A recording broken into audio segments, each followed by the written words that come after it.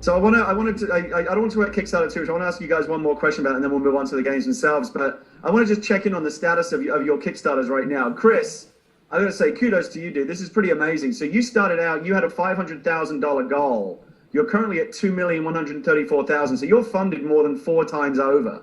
Yeah. Have you been surprised by the response? I mean, do you have more money than you know what to do with at this point, or what? Oh yeah, well, so also, Gary, you may not have, I'm not sure if you checked, but it's a lot more than 2. So basically, when we ran the crowdfunding, the primary amount of crowdfunding has been directly on the Robert Space Industries side. It hasn't been on Kickstarter. Oh, so the Kickstarter part is just a portion of the whole total? We're basically almost at 7 million. I'm what? A quick brief. Why are you even here? I would be on a beach in Belize. This is crazy. No, I actually want to make a game, and unfortunately, even $7 million isn't enough for it. No, so we're at $6,942,000. So we'll be at 7 million in the next week or so. And then how does that track with what you originally felt like you needed to make? Is that more than you felt like you needed? Are you going to be able to scale the game up? Like, how does that work? Well, definitely I can add more detail, but essentially I did a deal with, I'd already sort of lined up private equity for the game, because the game I'm making I can't make for $2 million or $3 million. It's more than that. But I lined up some private equity, and the crowdfunding was meant to be a portion of the funding, not all the funding. And essentially the crowdfunding was sort of demonstrating demand, that there's an audience, because I'm dealing with people that, everyone's like, even though they kind of believe it, you sort of have to prove to them that there's the audience there. And so that's one thing that you can do on the crowdfunding side. But for me, it's been great, because what it really means I can do is I can sort of have a lot more content in the world at the beginning. So like the downside of the approach I'm taking versus what David's taking with Elite is that, a lot of my sort of world is crafted, right? So a lot of the way, some of the really cool stuff about Elite is it's sort of procedural, and it lets you have this massive universe that you can explore around. And, I'm sort of taking it from a different angle, which is I'm sort of crafting, much more sort of specific content and story content. And so what that means is my world is naturally going to be smaller than David's world, because his is sort of a big, huge procedural world. And, there's, like I said, that's why I think both games have their place, and there's going to be people that will play both and have a good time playing both. About 10 days into our own crowdfunding on our campaign, we sort of also opened up Kickstarter, because there's definitely an audience on Kickstarter that they hang together, they like the fun games, it's almost like they love to pick the games they want to fund. And I see groups of people move from one project to another project on Kickstarter, and I look at a lot of my backers, and they all, they fund a lead and 10 other projects. So there's definitely sort of a separate ecosystem in Kickstarter that does it. So we folded in Kickstarter, and Kickstarter was approximately, just under a third of the money that we raised. But, for me, all of that's great. I mean, it's just, what's really nice about this whole thing is you're cutting out the publisher, because all publishers do is give you money for the game. They go, I think you'll have lots of people pay you for this game, so I'm going to front the game. I'm going to front you the money, and I'm going to take, basically I'm going to own it and control it, and I'll give you a little cut of it. And so if you can cut that out, then from someone that's a creative and a developer, it's much better, because, you're still selling to the same people, but you have control. You have the kind of problems that I want to have. Too many people trying to give me money all at once. That's a good problem to have. David, I want to check in with your Kickstarter. It looks like you're basically kind of at the halfway mark, right? You launched about a month ago, and it looks like you're about halfway towards your funding goal, with 30 days left to go. It's like, what do you do at the halfway mark, other than little events like this to try and promote the game? Obviously, you don't just sit back and hope the totalizer kind of reaches where you want it to go. Is it an active process? What are you trying to do to make sure you hit your goal at this point? Oh, absolutely. We've been putting content up on the site all the time. We've got development diaries, which we've just done the second one of. And also, we're looking to see what people are, what people are querying, what people are most concerned about, most interested about, and trying to make sure we answer those things. But also trying to get across, both how we make the game, where we are now, and what things in the game that we really care about. And really, that is great, because it really vindicates the, or not, the thinking, seeing how people respond to what we're doing in the game. The one we recently put up was about how we expect the galaxy to evolve. And, it evolves very, very slowly, but it evolves in a way that is sort of very dependent on how the players play.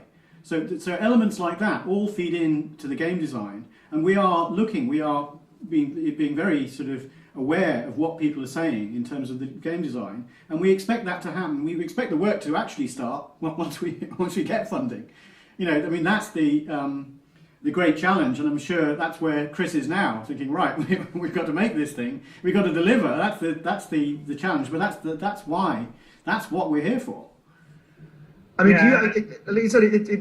it obviously is very attractive to get rid of the old publisher model for all kinds of reasons I can imagine. But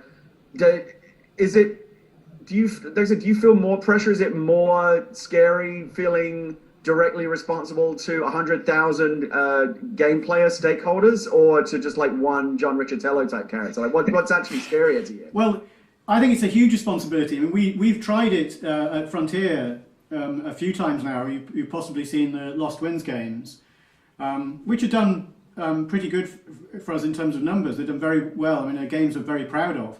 And what we've got to do is it's have a mentality where you do have to make sure the quality's there, the delivery's there, and those things really, really important to the game. But actually, it's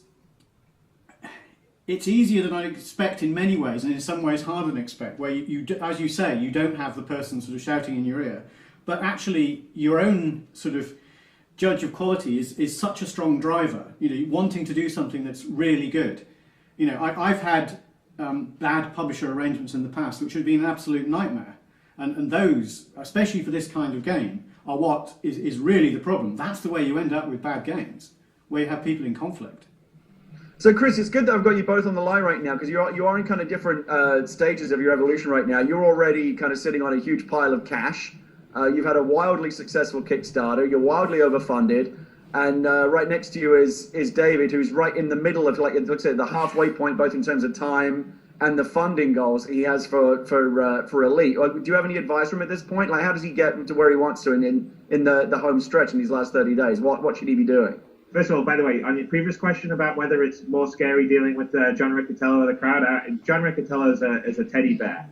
So the thing is that the crowd, there's a lot of them, and I really feel the pressure, and I think David probably will do too. Yeah. Is we've got to deliver. We can't, I can, you can fob off a publisher. You can be like, hey, we're going to run late on this milestone, and at the end of the day, as long as your relationship's mostly good and the publisher really kind of wants your game, they'll give you a bunch of slack. Whereas with the crowd, I feel like if I'm late on a milestone or late on something, I'm going to have a really good reason for them, and I'm going to have to explain it to them and all that sort of stuff, because it's 100,000 people. There's some energy with the crowd that makes you want to, you feel like you can't really slide on it.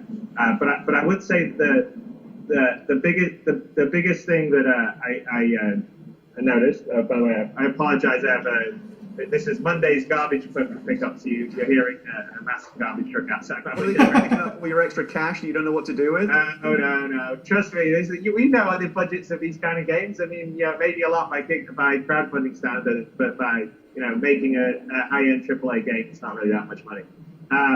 But no, I would say the biggest thing is that my experiences on the crowdfunding is really that the things that are important are the constant sort of back and forth with the community.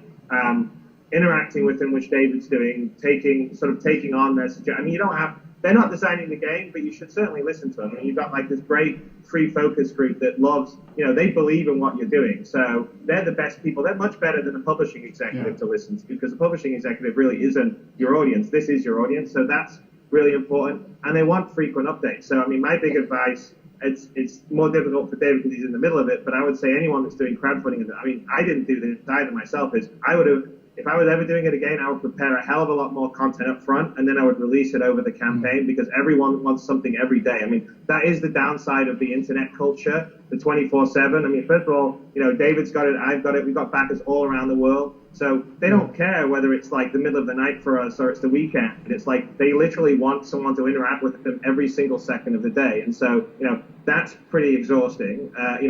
And to a certain level, I think that both of us don't mind it, because it's really cool to have people that just love this game and are willing to give us money to make it happen. But it's still pretty exhausting. So, teeing up content it's not easy, right? It's well, David, we both made games for a long time. Making, having stuff that we're proud of to show people takes time. You can't do it in an hour.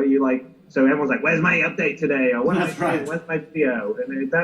And that's difficult to do. I mean, we try and do it, but I do think that there's a level of that people don't necessarily understand how much work it takes to do that. And David's doing it. I did a bunch of it, but I would say that kind of stuff, the more that you do, the better. And then the last thing I would say that was really insightful or useful for me was that there were some situations where we actually reached back out to the community and asked them, say, hey, we can go left or right here. What would you like? We actually ran quite a few polls with our community. Like for instance, we have a lot of add-ons, and I think that was the reason why it let us raise more money, was because we sort of made this sort of microtransaction, if you will, inside the crowdfunding side. Not so much because that's necessarily how we plan to make a vast amount of money once the game happens, but it was sort of a way to almost gamify the crowdfunding, and people were kind of into it. They wanted to collect the different ships and all the rest of the stuff. And it helped us drive our average pledge up. David, I think it's kind of fascinating that both of you guys are working on games where a big aspect of the design is I'm going to close my window. Trade and supply and demand, and both of you guys are kind of getting a real-time lesson in a new kind of economics, even as you build these games. Are you having a similar journey to Chris in terms of figuring out what kind of incentives and what kinds of tiers your backers will respond to, and overall, do you feel like you're having more of a direct conversation with your audience as you're building the game than you would in a traditional publishing arrangement? Yeah, absolutely. I mean, one of the things that we've also added tiers that you can add on to your pledge of things like whether it's a model spaceship or T-shirts, mugs, all that sort of thing. With all of those things, I mean, I think one of the things that I think we weren't as prepared for Kickstarter as we definitely should have been with hindsight. But I think that's going to be true with everybody, in the sense that you always want more preparation. Had we been more prepared, we'd still want to have been more prepared with material ready to go.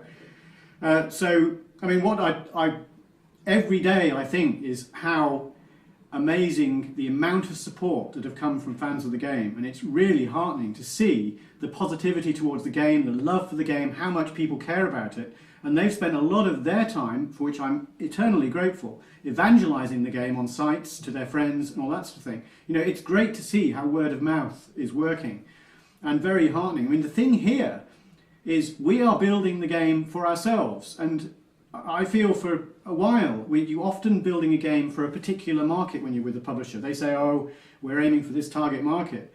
And so that slightly decouples you from judging, well, how difficult do I want to make it? You know, how big a surprise do I want it to be? How hard do I want it to be able to do this, or whatever? You know, what kind of involvement do I want with the game? Do I want it to be purely multiplayer? Do I want single player? All of these sort of things are things that it's been very, very clear from the fans, what they really want, what they care about. And interesting, the platforms that people are talking about are actually slightly different to what we're usually used to delivering on. So all of these things are different, you know, and I absolutely agree with Chris, you know, that talking about sort of bringing back the PC game. It's amazing how much in this industry is to some extent fashion-led, in the sense that people see PC games performing slightly less, and so assume the PC game is dead. But then you start to think, well, what is the PC? You know, is a tablet you carry around that's running a sort of like a PC? You know, it just changes with time, and so does the audience. But I know a lot of people who are gamers in the original sense, who feel they've been left out. And it's those people that I think we have a chance here of really sort of bringing back to the fore, if you like.